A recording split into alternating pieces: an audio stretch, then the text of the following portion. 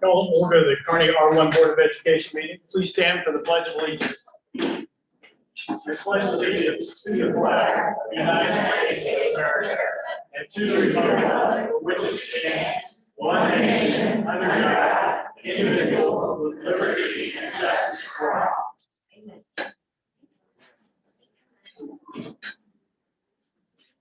Roll call, please. Darlene Bailey. Here. Brian Ham. Dan Holloway. John Hearn. Here. Bruce Schweitzer. Here. Susan Morman. Here. Mark Kelly.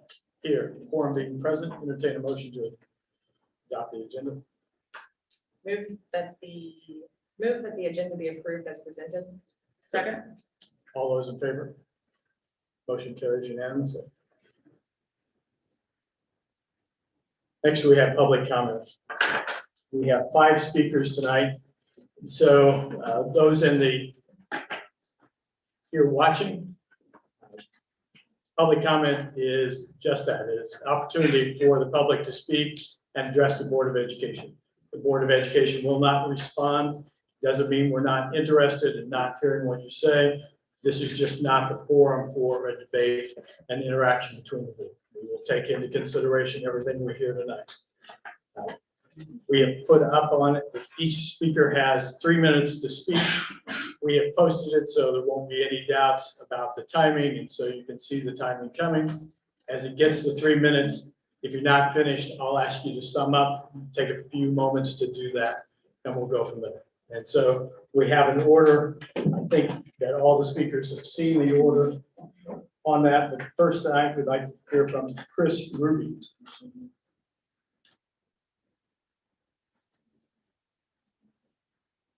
Mr. Ruby here?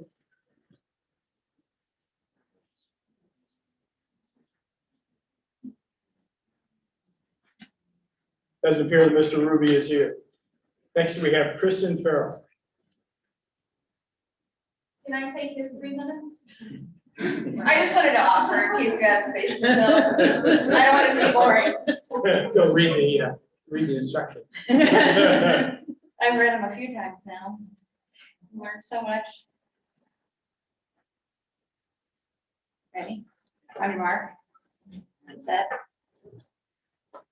I want to speak into the topic of leadership tonight. As a leader in our community, a leader in business, and a leader in ministry, healthy leadership starts from the top. Signs of healthy leadership are open communication, the ability to effectively receive and respond to feedback. Healthy leaders are able to welcome observation and feedback. Good leaders find constructive ways to stay open and objective about comments from coworkers, clients, or congregants. Outside of the announcement regarding Dr. Miller, we have not heard from your offices in 2021. With just 5 weeks till our schools, your schools, fill with kids again, we have not been surveyed. You don't know if we want masks on our kids, if we want required vaccinations, or critical race theory in our schools, just some of the hot topics that your parents are talking about. May I suggest, with good leadership in mind, healthy leadership, that these things listen and respond with action. I would like to suggest using a leadership tool called a 360 assessment.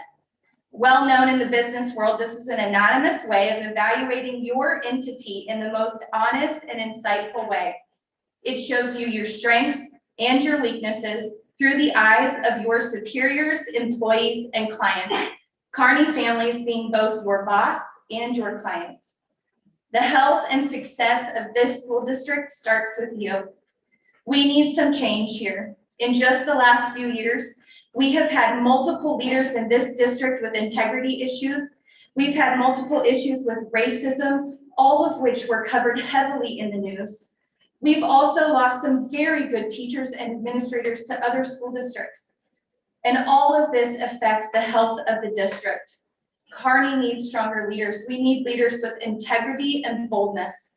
We need people who will fight to protect this community and its values.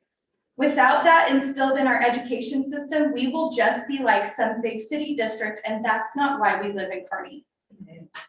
We live here because we have small town family values and ideals, and we want to keep it that way. It's on you to lead better because you hire and hold accountable the most important office in our district, the leader of the leaders. And if you can't do that, then I would challenge you to step down so someone else can. In closing, when there's a lack in transparency and communication and action, it makes it look like you guys don't care or have something to hide. Right now, it feels like it's the district versus the parents.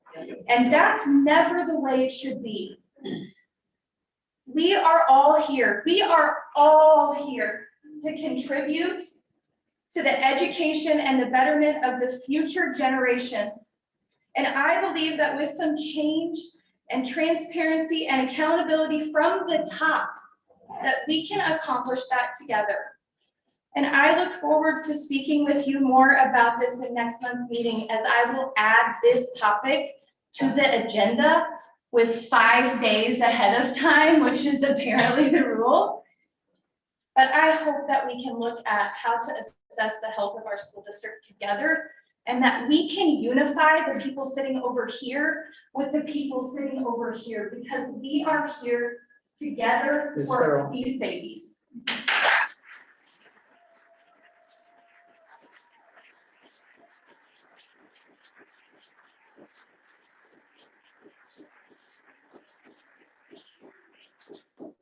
Next, we have Michelle Taylor.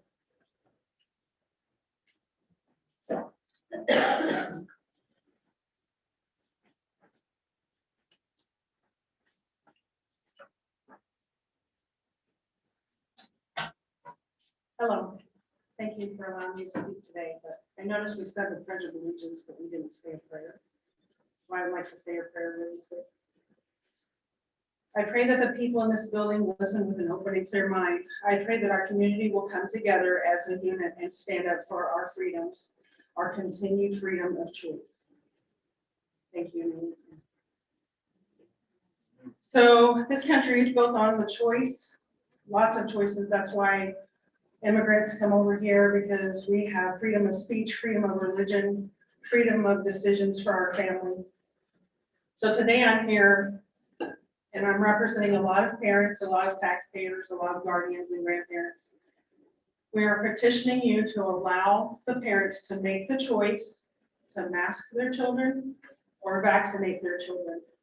We ask this that you keep out the segregation and prejudice of unvaccinated children and unmasked children. To go along with that, and the reason I'm very for this is because my children are in your schools. I have flat out asked their doctor what his opinion of masks and vaccinations are. And he said, in my opinion, you should remove your kids from school. It's not healthy for them mentally. It's not healthy for them physically.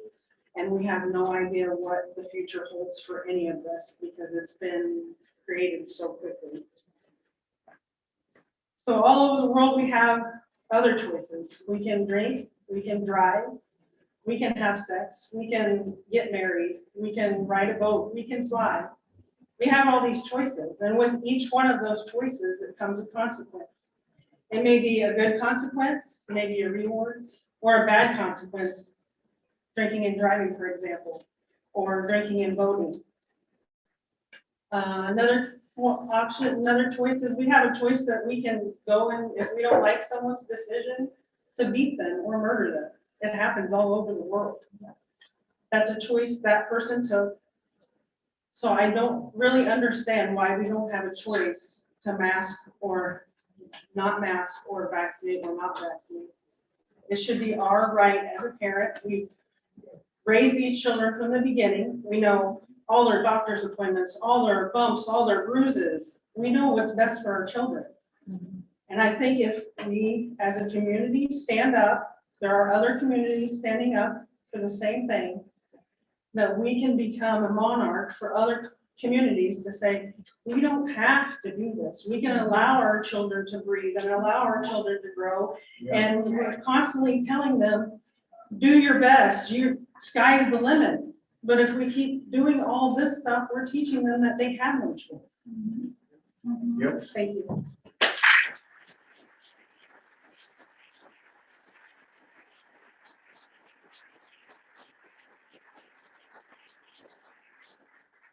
guys like to have my signatures? Sure. No, sorry, but sit there, I'll be replaced. Thank you. Next, we have Megan Lewis.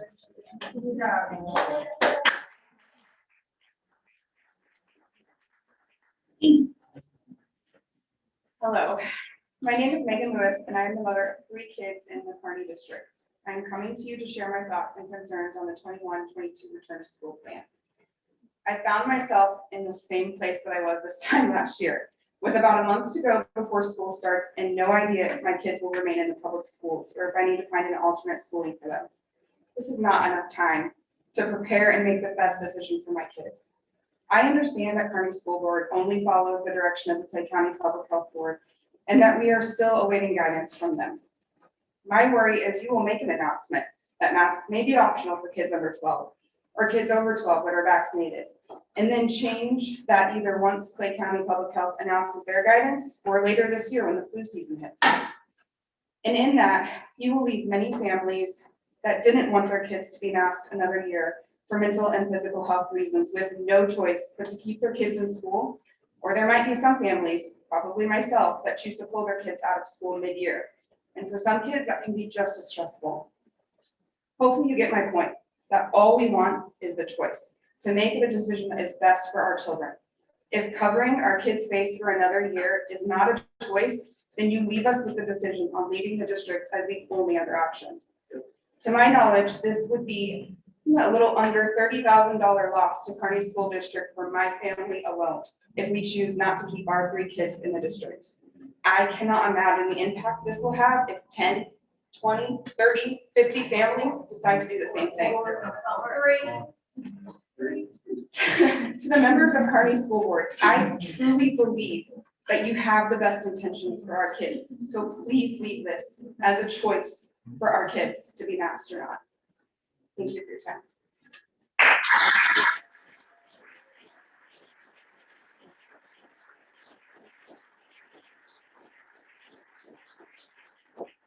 Next, we have Julie Bell. Hello, my name is Julie Bell. I currently have I actually have only 2 kids enrolled. I've already pulled 1 out. Please realize there is affected kids that have asthma. My son last year ended up, I get a call from his teacher that he'd been to the bathroom about 5-6 times a day. What's going on? I'm just talking fast because you limit me. Long story short, after 3 doctor's visits and a $150 copay, not counting a specialist, we find out he's hiding in the bathroom so he can breathe. After going and getting all of his treatments, he now has to take albuterol before school starts, as well as after, not counting the other prescription he has to take, which will end up being a total of $536 extra a month that I have to pay due to mask. He should not be in a mask. It should not be mandatory. It should be optional. If we're saying it's for a virus, you do realize virus we can get in the eyes. So are we going to start wearing goggles now? I mean, at what point is enough enough? It needs to be optional. You guys don't pay my bills. We don't co-parent together at all. It is not your choice what my kid wears to school, whether he's wearing Pumas or whether he's wearing Skechers. So it should not be your choice if my kid wears a mask. Right. It is our choice. I am the parent. You guys are not. You guys are to support us. I mean, I think that's feasible. I think we can all agree on that one. Let's also take the fact of we're going to change masks. Has there been studies on masks? Who's going to be in charge of that? Is it going to be the teacher? Is it going to be the nurse? Is it going to be the principal? Is it going to be time stamped? How do we know this kid wore his mask all day? How do we know he didn't wear it for 5 days in a row? I had my son come in with Cheetos one time, and I think he had barbecue sauce. He didn't change it for 4 days. It is what it is. He's 10 years old. I can't expect him to. Let's be honest. It didn't stay on his face. They were chin straps. They were not masks at that point. They're not serving a purpose, but giving you guys the extra federal funding that you guys are receiving. And that's all this is. It comes down to money. You guys are making yourself liable if you're going to require. Yeah, I see Mr. Mark Miller. Yes. Or Mr. Mark Miller, you're seeing the clock. Okay, we got that. You can tell time. Congratulations. Now give me the respect and look at me. Ma'am, No, I'm gonna I'm tell you, continuing no, to talk. ma'am. We are going to go ahead Don't and we're be gonna have this disrespectful. conversation. Okay? And No, I'm we not won't okay. be disrespectful to You were you. disrespectful for me for not watching me. You're continuing watching the clock instead of me. Pay me the respect that I'm giving you, sir. I will. Okay, let's go. Yep. Guys, If masks need guys, to we be don't need it from the timestamped. audience either, okay? You gotta let her. No, I will, but you guys need to be quiet too. You gotta let her talk. The law says you gotta Every let her single talk. one, you're No, the watching law that. doesn't say I have to let her talk. This is a private meeting held in public. Let her talk. Come on. Nobody cares. This is when we vote people out. Yes.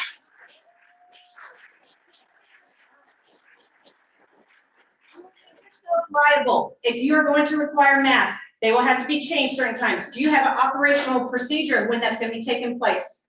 Do you have that? I don't think so. Has there been studies of how long these good masks are good for? Because let's be honest, nurses change their masks more than one time in 8 hours. They also get breathing time. Our children are not getting breathing time. Have we had enough? Yes. Because our teachers.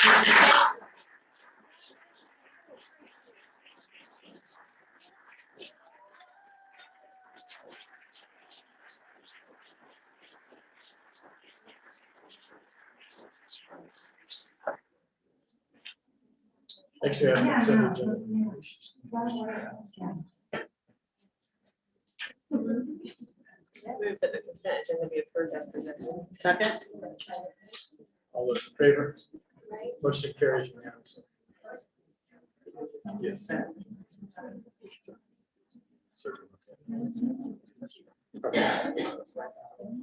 That's okay. Next, we have information items. We have return to school plan. Dr. Miller.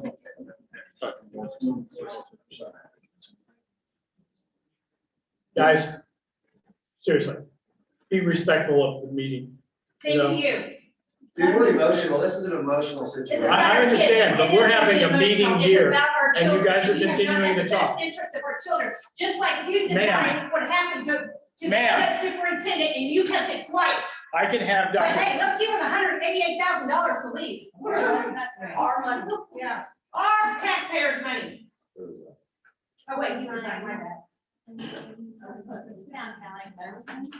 Yeah. Guys, we can clear the room, seriously, okay? You guys don't have to do it, you don't have to follow the rules. All we ask you to do is to not speak while we're discussing. We're having a public meeting in public. Okay? We listen to you, that's fine. I expect you not to speak while we're having a meeting. Show some respect. You have a microphone for your meeting so we can hear it, We don't. so we can't hear what you're talking about? You can speak up higher. if you We'll can't hear speak us. up. Okay, thank you, thank you. Return to school plan, here we go. Yep. Return to school plan?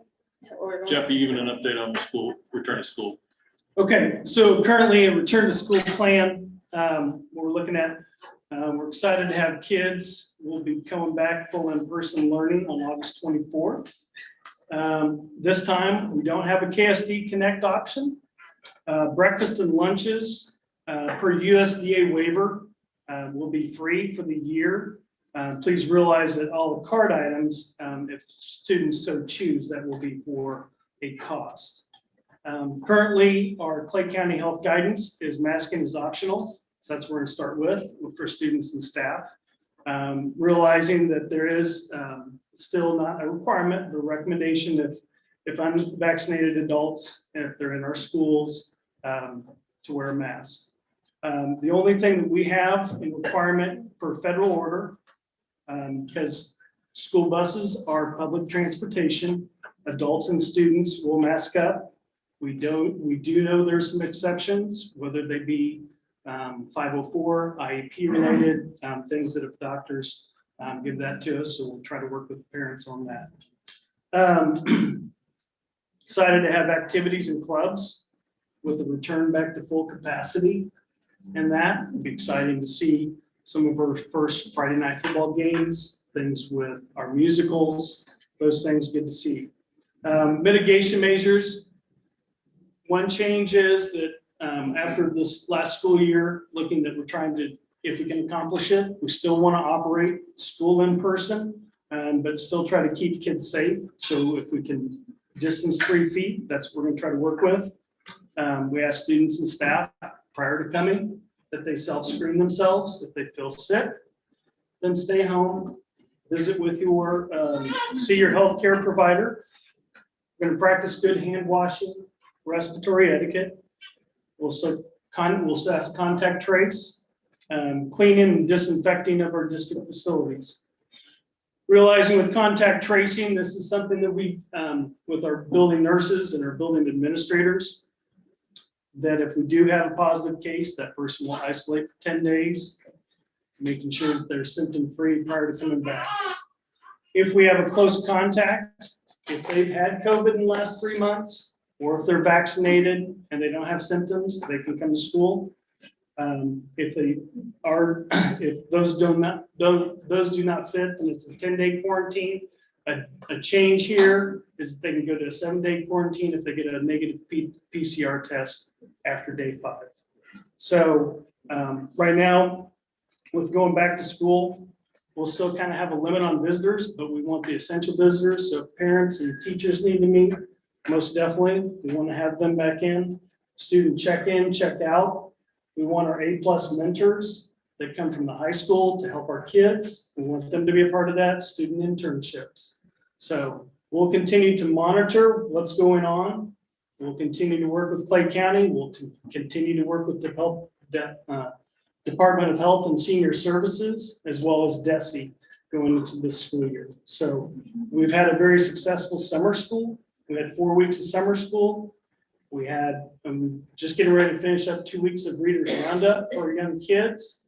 I believe that we've had good attendance, and we've gotten kids that for learning and able to get kids a boost in reading to start the school year. So, and that's been good. And as we've kind of seen our data, we've done a good job, and we appreciate the kids and the parents helping us out with that.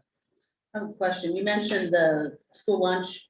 Is that still like apply for it, or you No. request it, or what's? No, it's last year, didn't matter status from that. Anybody can request it, but it's a request Yes. basis? They get their free breakfast and free lunch. If they want a second lunch, that will be a charge. Okay. If there's any a la carte items, that's still a charge to the student and family. Okay. So, If it's still just go about our business and pay as normal, that's what it's. so Okay. Thank you for that. Next, we have DEI task force update. Ms. Scott? Yes, just wanted to give a quick update on the DEI task force work. Our last meeting was held on June 3rd. We don't generally meet in the summer. The goal for that meeting was to establish our mission and vision. We did not complete that. There was a lot of discussion. We were divided into smaller groups in that meeting. Each group created their ideas for this, and then we're going to pull ideas together. The common words that are used in everybody's suggestions were respect, dignity, consistency, empathy, and empowerment. We plan on finishing the creation of the mission and the vision at our next meeting, which will most likely be late August. As a reminder, the initiative of DEI was started years ago. And then several years ago, I was asked by Dr. Nicely to take on the task force, the DEI task force. In that, from the time it started until now, we've had over 40 people that have served on this task force. We have, parents, we've had students, lots of staff, and we have board members. Right now, Darlene Bailey and Susan Mormon both serve on that, and most recently, Brian Ham has asked to also join that committee. Certainly, we open this to anybody who is interested in serving on this task force. If you're interested Anybody in the community, anybody else on the board, anybody on staff, they're welcome to be a part of this. All you need to do is send me an email. We've come a long way in our work, but these efforts do need to continue. As a reminder, the purpose of this initiative has been and always will be about creating unity. Our efforts have focused on making sure students and staff feel respected regardless of any differences they may have. We feel that all students have the right to come to school without fear of being bullied, tormented, or ridiculed for any reason. Last week, I was on a family vacation, and while I was gone, I know that there was a town hall meeting that took place that centered around the topic of critical race theory. I know a number of people in this room attended, a number of board members attended. I've talked with Mr. Morrison. He gave me an update of what went on at the meeting, as well as Ms. Warman. She's given me some of her thoughts about what went on in the meeting. From the perspective of she is also a task force member, so I would like for her to share some of her thoughts from that. So I wanted all of you to know kind of my thoughts from this meeting that was held at Providence Baptist Church. I think it was last Tuesday. Because I'm on this DEI task force and have been for a number of years. I know John attended and Bree, you attended, other administrators I know attended as well. And my point in going, I got an invitation, my point in going was to definitely listen, to find out what I'm not understanding about some of the issues, to take notes, you know, and be able to share with you, because I know you guys are getting questions too. And I guess what I realized is I think there's a big misconception about what our task force does. I don't know how it works in other communities, but having been on this committee literally for years, even before I was on school board, what this committee has always been about is anti-bullying, making sure that all staff, all students, all people feel, they don't feel any fear in attending school. They don't feel like they'll be tormented or ridiculed. And that's really the purpose of the committee. I'll be honest, I did not know what CRT was. It was probably like 2 months ago, maybe. I wasn't familiar with it. It's not a term we've ever talked about during any of our meetings, so I didn't really know what it was, and that's part of the reason for me going. Excuse me. So in any case, when they were talking about curriculum and things, that's where I really wanted to listen and understand, since there's really no connection with that for our committee, the curriculum things that we have been discussing, I think I've told you guys, is professional development, helping a teacher understand if they have a situation where one kid is being tormented by another kid, how they can handle that situation. So that's, if you call that curriculum, maybe that's curriculum for teachers to help them understand how to address the situation. Or for kids, it's helping them understand how to respect one another regardless of their differences. So in terms of anything, and I've gone to most of the meetings on curriculum, those are the points. So I encourage you that, I know all of you support our initiative to make sure every child is free from fear in attending class and in learning. So with that support, I wanted to give you a little bit of my thoughts surrounding that meeting that we attended last week. I don't know if John or Bree have any other thoughts on it too, but that's, I didn't know some of the things that I had heard, and I know what we've been doing. So I think there is a disconnect between those concepts. Thank you. And as far as our curriculum, because I know that has been brought up, and something that all of our board members need to understand, as you are responding to people out in the public, is that there are no CRT concepts as part of our current curriculum, nothing. There is no CRT concepts planned to be any part of our curriculum. And if anytime there is a new initiative, it is brought to the board. When we had our new math curriculum, we brought that to the board for approval. It's an action item. When we started our guided reading new initiative, that is brought to the board and approved by the board as an action item. So any curriculum that we were going to initiate would be it would be on the agenda for the public to see and for the board to vote on. But I mean, it is just not happening in Kearney, and there's no plans of that happening. Some things that we have thought about in light of some of the events going on around. We had the name DEI Task Force long before all of the critical race theory stuff was brought out. Now that it is being used somewhat synonymously with CRT, we have said, although our purpose would be the same, and that is to provide every child a safe and welcoming environment, we feel like maybe we should consider a name change.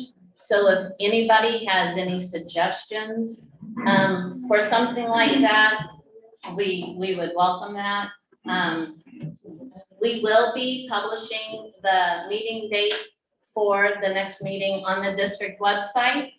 Again, if anybody would like to attend, we welcome you to come to this so you can see what our meetings are. It is truly a place we are just trying to create a safe and welcoming environment for all kids. I would ask that if you plan on attending, we've had as few as 15 at the task force meetings and as many as 37. So in order to plan for space, we would like to know approximately how many people are coming. So if people could email me and let me know, I would appreciate that. Any questions? I have two questions. So 2 months ago when we did the update, maybe it was two or three. So there was a couple slides that talked about curriculum K through 12, and then we sent a parent survey, or excuse me, not a parent, a teacher survey about curriculum and DEI. I would like at some point to have a discussion. If that's today, if you need to prepare, I'm not opposed to having a discussion about it. I just want to know what that intention was. What was the goal? What was the end goal of putting those two things, one on the slides for the update and then one to the teachers?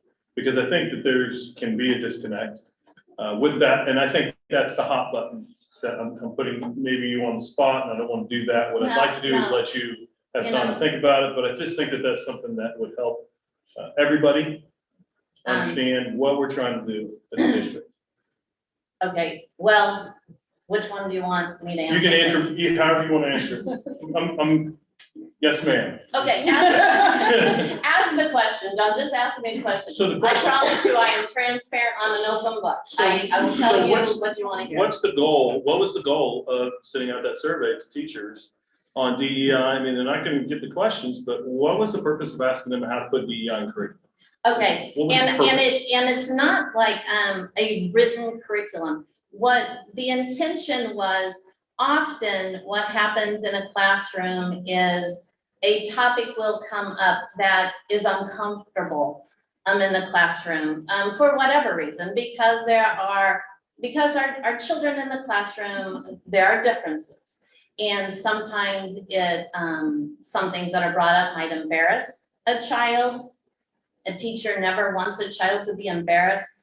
So when we said how teachers handle this in a classroom, it is truly to give teachers the professional development so that they have the tools to be able to facilitate those difficult conversations in a classroom without any child being offended or embarrassed. Okay. So then the K through 12 in the update, or when we did the board packet where we're talking K through 12, some of those things, you know, again, with the way the world's gone, Jennifer, obviously DEI can be synonymous with CRT. And so when we see that on an update, it can be perceived differently. So I would like to know when you're talking about that K through 12, you're talking teachers. You weren't talking about kids and curriculum. When we were talking about kids, we're talking more that character education piece. It's truly treating each other with respect and dignity and just basic kindness. Because, I mean, things have happened in the district where kids weren't treated with kindness and that's not okay. So the example that, and I'm kind of leading you because of our meeting with the parent, but when we had a conversation about a biracial student that got called a name and the concept of how to handle that issue, is that kind of where you're trying to go with it's not an education piece, it's a how to deal with anti-bullying, is that? Yeah, It's showing respect and dignity for, So our issue is the name of the group. if that is an issue, then by all means, change the name. But, you know, I mean, again, that was the name of it prior to. So 5 Any years of ago this is when it started 5 years ago. I'm very familiar when it started. I mean, I had. it started longer than that. It was diversity group was what it was before that, but 5 years ago, it was named the DEI. group. Yeah, and there's other initiatives that sometimes people, I think, get confused with, the kind committee, the spirit committee, we had, all those things. But what I'm saying is, I think it's been called different things or referred to in different things because we haven't been clear, hence the reason, mission, values, what the committee name is, I think all that stuff is why we need to get all that done. And I The think- purpose at its core is so simple. And I think then that's fine, but I think that at the core, right, Susan, is that the quicker we get the mission statement out there, Yeah. the more transparent it feels, because if we've been doing something for 5 years or however many years without a mission, I mean, we need to get on the ball. Maybe that's shame on me for not asking for that sooner. But I think that that's something that as a board, I think that we It's need hard to to work have a- towards But, and have that quicker so that we can Yeah. share that with the community. And I think that will help us. I say join the committee, John, go. I'm good. You got it. The purpose is the same, anti-bullying, treat each other with kindness, Okay. honestly. Well, then we really need to work on our mission statement, because that will tell us everything we need. And I As a group. would add one comment. I think that maybe the word that concerns me more, not the name of the committee, because I'm very familiar with what the committee's been doing as well, but perhaps a better explanation of what we're doing and how it relates to the term curriculum. And, curriculum is, people think of that as that's what's being taught to our children, but in a school district, you've got employees that you are also educating or helping them with professional development, and there's a curriculum for that. It's not always called that, but perhaps a better clarification of what curriculum means when we're talking about this and any issue would be helpful. Thank you.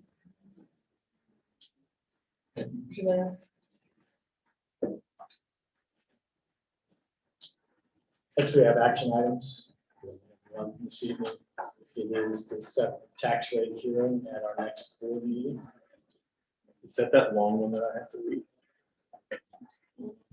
Well, the next month, yes. Next Yeah, month you get next to one, read it. Yes. Yeah. And so, some of the Great. things, I think, Ty Duffy will be here also to talk about that. There were some legal changes about how tax rates are set.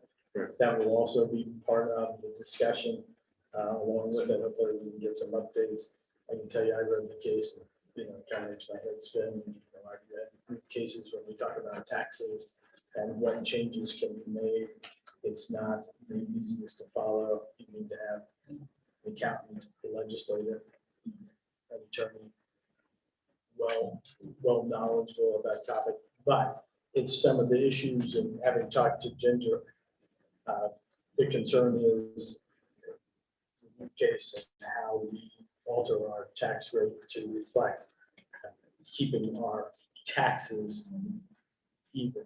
Okay. So the question, right, so the question then becomes, can we pay off more debt? I mean, is that part of that, where that lawsuit where we, The Franklin, it was about, and part of it was about how you set your tax rate based on the appraised value. Yeah. Based on what the county appraises it at. Right. And when it comes in, and what changes you can make in conjunction with that. and districts obviously have to maintain a steady revenue stream so we can keep the doors open, pay our teachers, all of those things. And how that changes as the assessed valuation changes is the issue. Okay. You know, we've always taken into consideration new construction, which is different than a reassessment process. And so all of those interrelated, and that's what we're gonna hear from Todd on the time, as he's done the analysis and what changes we make to keep our revenue consistent with Hancock. That was the next question, well, the Hancock Amendment, how's that gonna play out? And, I mean, so it's gonna be a very in-depth. Be sure to speak up. Yeah, Yeah, I okay. can't hear you. What'd you I say? can't hear you. Oh, sorry, we're talking, yeah, But I so it's couldn't just even about hear the you, so I tax, just asked. well, the tax rate, so the Hancock Amendment is basically how much you can go up every year. I couldn't hear your question. Yeah, and so my question was, are we gonna have a discussion about that as well with the accounting firm next month? And that would be, And that's what our rate hearing is about every time. okay, And that's what are we going to set our tax rate at? Are we going to maintain it at the same level, increase or decrease as we have periodically? right, And so this assessment year, as I recall, we're still waiting for the counties, both Clay and Clinton, to give us the new assessed valuation. And so before we can do anything, we have to have what the new valuations are from them, and then we take the next step of where we retain or maintain or change our tax rate. And that's what the hearing is for. okay. That all makes sense? Yep, Okay, but this one's short. I'll do this one. Move to conduct a tax rate hearing in conjunction with the regular board meeting on August 18th, 2021. Second. All those in favor? Motion carries unanimously. Next, we have board comments. I have one.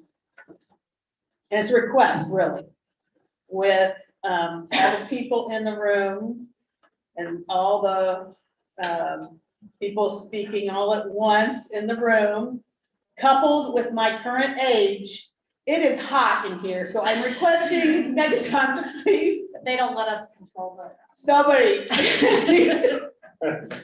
Or else we all gotta stop talking at once, because this is bad. That's my request. I second. Yeah, if we can move and motion, let's do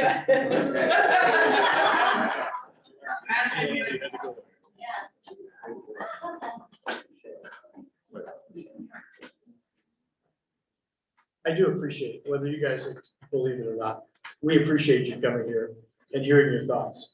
It may not be exactly what we do. We take into consideration a lot of factors in every decision we make.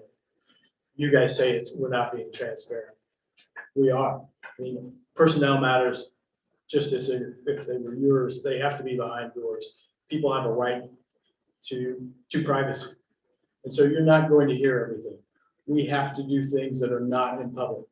We try to make everything that should be in public, and we try to keep the By law, the we have community. to. That's right. By law, we have to keep it private.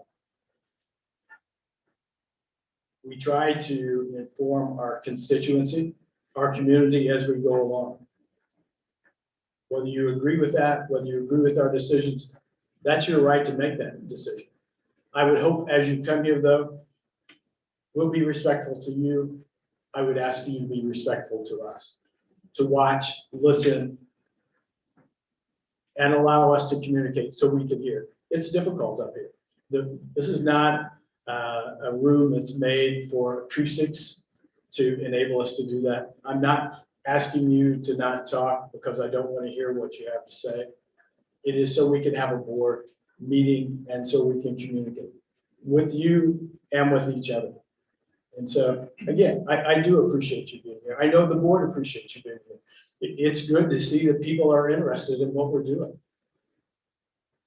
Again, whether we agree or whether we don't agree, I like to see that somebody's interested.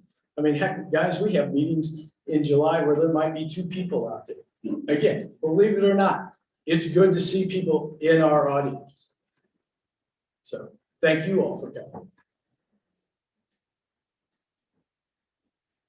Sounds good. Next, we have important dates. New teacher in service on August 2nd and 3rd. August 16th is convocation with teachers returning. Our next board meeting is on August 18th. We have an open house for the school on August 19th and the first day of school on August 24th. And 12th and 13th, right? Not second and third. That's Fit good. into If I'm, I did, I missed it. There'll be a lot of extra time for those new Yeah, teachers. entertain a motion. Action for closed session to immediately precede the regular meeting in August, including any record or vote to discuss items and issues allowable under section 610-021 of the Missouri Sunshine Law. Second. Roll call, please. Darlene Bailey, Yes. Brian Ham, Dan Holloway, John Kern, Yes. Reese Switzer, Yes. Susan Mormon, Yes. Mark Kelly. Yes. Meeting is adjourned.